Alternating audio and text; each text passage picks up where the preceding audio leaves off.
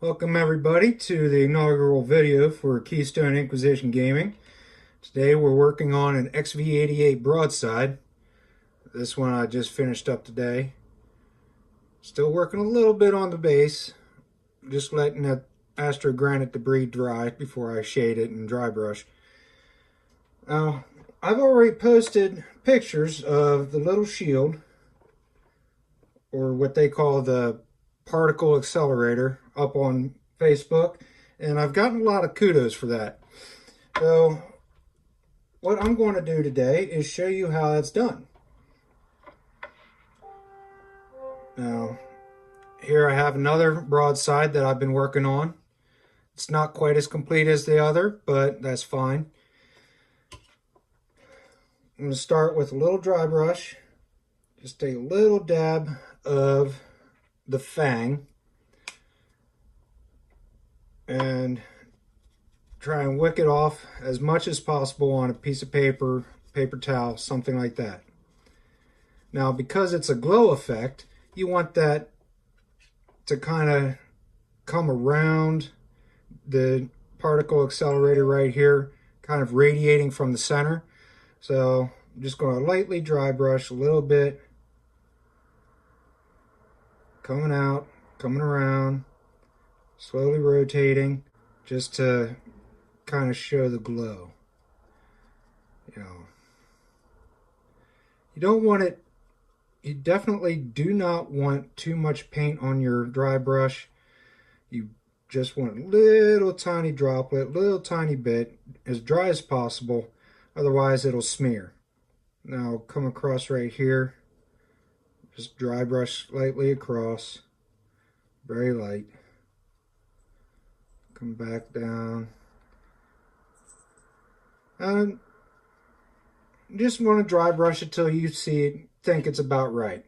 And that's where we're at right now. Just a little bit slightly gray, but we need to blue that up a little bit more.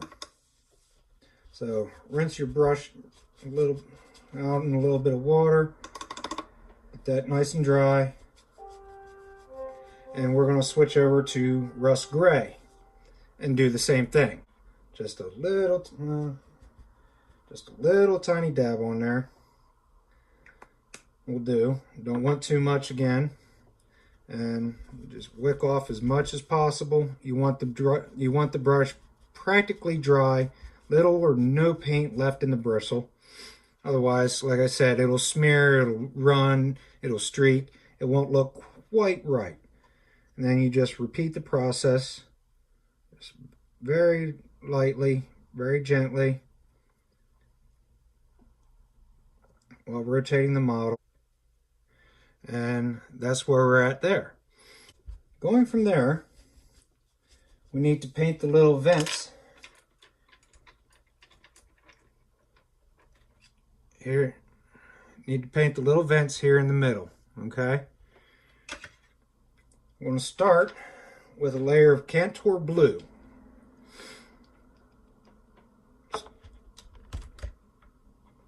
Just real light.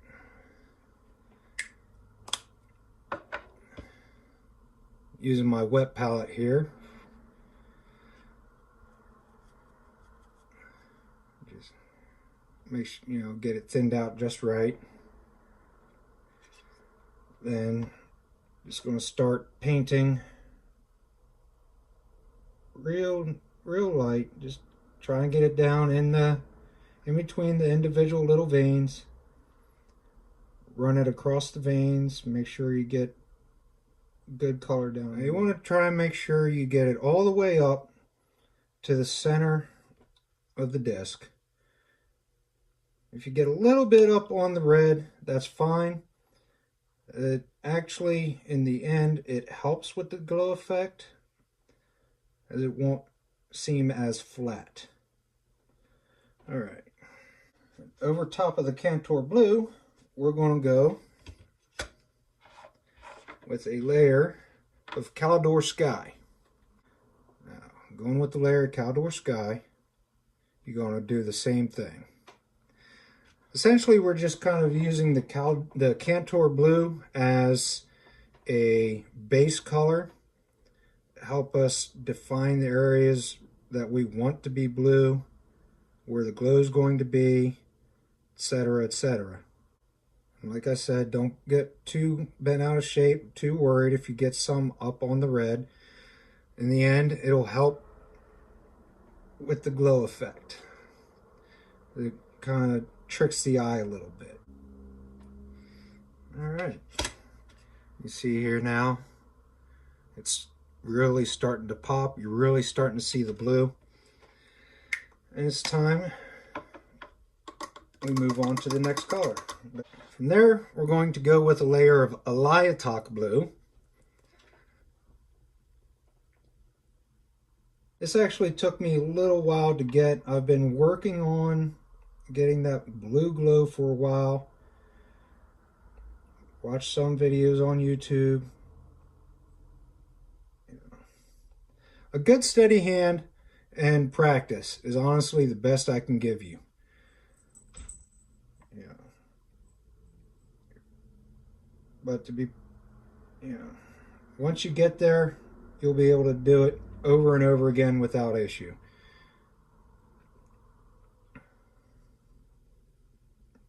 Just slight little in there.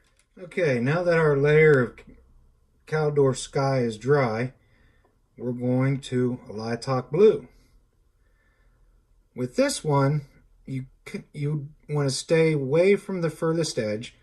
Like what I tend to do is I'll line it up with this little edge here and go around, and that'll leave it darker at the one end and lighter at the other. So just kind of real light, get a little bit of paint on your brush, start in the center and work your way down. Get that blue in there, while at the same time trying to keep the darker blue at the far end. Like, I don't know if you can see it here, but you can kind of see where I've messed up. Not really messed up, but I've gotten a little bit up on the red. Again, that's perfectly fine. That will help with the effect when it's all said and done.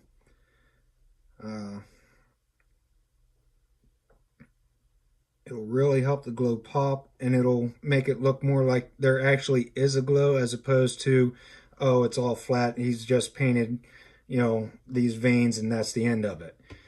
All right, now that that layer is dry, as you can see here, you're really starting to see the definition in the particle accelerator.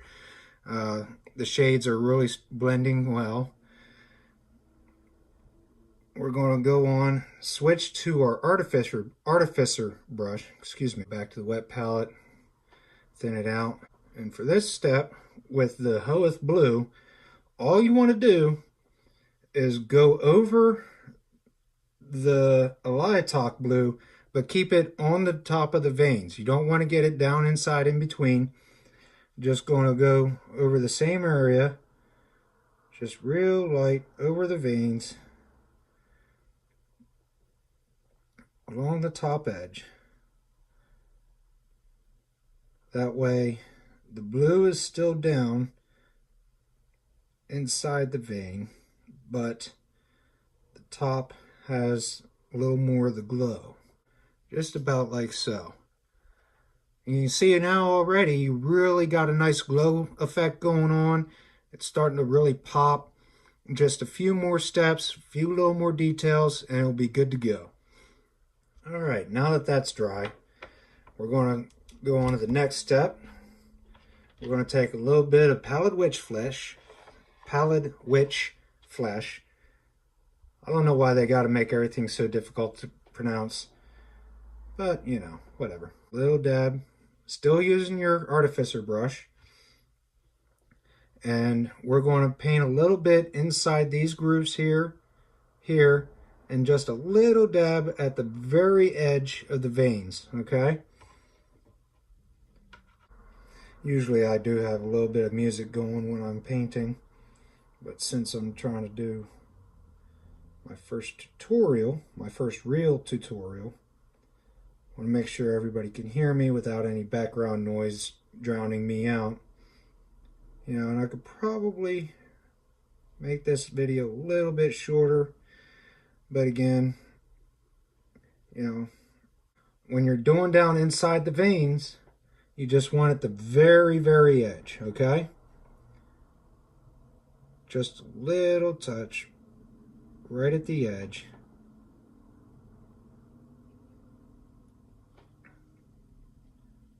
Just kind of give it a little bit of definition.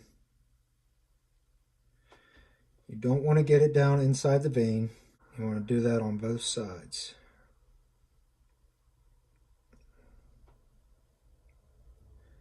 And even if you do get it down inside the vein a little bit, as I said before, it'll help out the glow effect in the long run, because the light isn't going to be perfect. It's not going to be exactly, you know, light is never perfect. It's never exactly where you want it, yada, yada, yada. And when you're done, that's about how it'll look. Something like that. Okay. Now, one final step, kind of help us blend in the blues and darken up that white because it just doesn't look right, is a layer of Gilliman blue. So, a little Gilliman blue there. Give it a little shake. Using your medium glaze brush, just get a little bit on there. A little bit on your wet palette, if you have one. And you're going to start by going around the areas that you've already done in white. When you're getting down into the veins, you want to start at the far end and kind of just pull it a little bit down to the base, just real light, so it's not all clumped together. Like I said, that'll help blend everything in. It'll help lighten up that pallid witch flesh, make that a little bluer.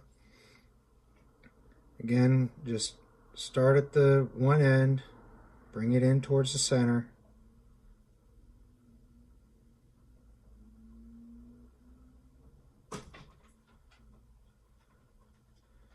Help get everything blended in, and there you have it. Now everything's dry. Got a decent glow effect on there. Everything's blended well, and it looks pretty good. So I hope you enjoyed my video. If you did, please feel free to like and subscribe, and I'll get some more videos posted up shortly.